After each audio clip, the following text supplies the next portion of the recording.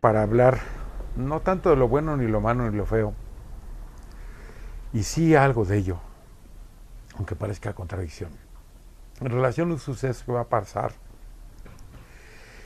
no este jueves sino el siguiente, en que viene un personaje a Celaya, Guanajuato. El personaje se llama Sergio García Ramírez. ¿Quién es don Sergio García Ramírez? ¿Quién fue don Sergio García Ramírez?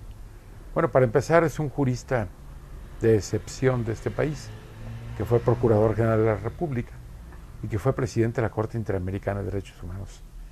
Junto como lo fue el doctor Héctor Fix Zamudio hace algún tiempo, también otro mexicano que fue presidente de la Corte Interamericana de Derechos Humanos. ¿Cuál es la importancia social real de la visita de don Sergio a Celaya?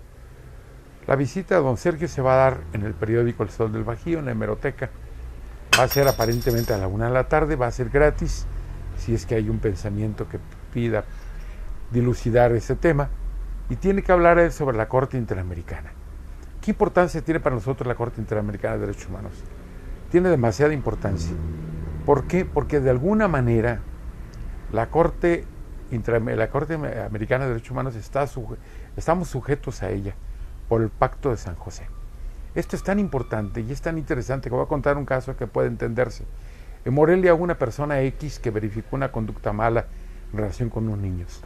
Esa persona, en un momento determinado, pidió que se le, para decirlo en términos no legales, que se le archivara su sanción porque estaba caduca. El Tribunal de lo Contencioso Administrativo consideró en un momento determinado, bajo la óptica de haber examinado el juicio, el expediente que tenía, que la mujer estaba maltratando a los niños porque los inyectaba y le estaba creando un temor. Y como consecuencia de ello, de acuerdo con el artículo 3 de la Convención sobre Derechos del Niño, de acuerdo con el artículo 4 de la Constitución Política de los Estados Unidos Mexicanos, conforme al principio del interés superior del niño, ordenó que a esa mujer se le hiciera un examen psiquiátrico. Sí, de ese tamaño. Y no solamente que se le hiciera el examen psiquiátrico, sino que se le dejara el trabajo que tenía para que no estuviera molestando a otros hijos, a otros niños, en relación con esa actitud que verdaderamente era degradante.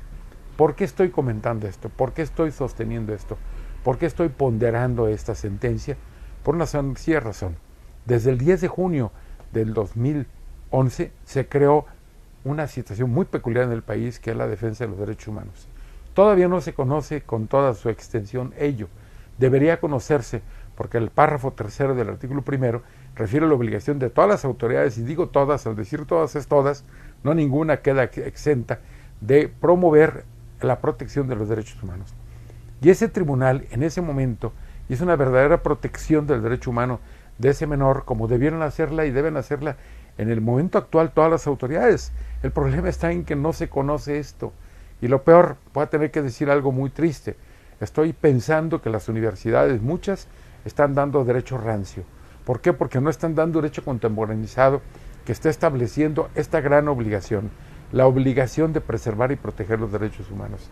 Esa protección que hizo que se haya creado una modificación tan importante que se considera la más importante que desde 1917. Entonces la presencia de don Sergio es para establecer cuáles son los casos principales que tiene que conocerse por la sociedad. Él no viene invitado por un grupo de juristas, viene por una academia de cultura para establecer cuál es la situación que debe existir. ¿Por qué quiero ponderar a don Sergio? Por una sola razón, muy sencilla y muy limpia. Él fue el creador el 26 de septiembre de 2008-2009, no recuerdo ahorita exactamente, del caso Almonacid Arellano en contra de Chile. Él intervino en otro caso impresionante que se hizo en contra de la no exhibición de la película La Última Tentación de Cristo. En este último caso, la Corte Interamericana obligó al Estado chileno a que modificara su constitución, lo cual es un acto que no se puede entender realmente si hasta que no se observa esa situación de protección que se da por la Convención. En el caso del Almonacid es donde se crea el principio de convencionalidad. Y el principio de convencionalidad significa ni más ni menos que tenemos que aplicar el derecho extranjero si es mejor que nuestro derecho mexicano. Ese hallazgo, esa situación, crea una situación muy peculiar porque precisamente nace ahí y después la Corte la establece en sus propias sentencias.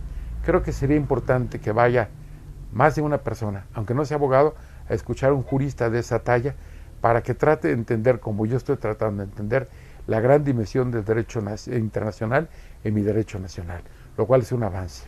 Ojalá y vaya muchas personas. Aprendamos todos. Buenas tardes.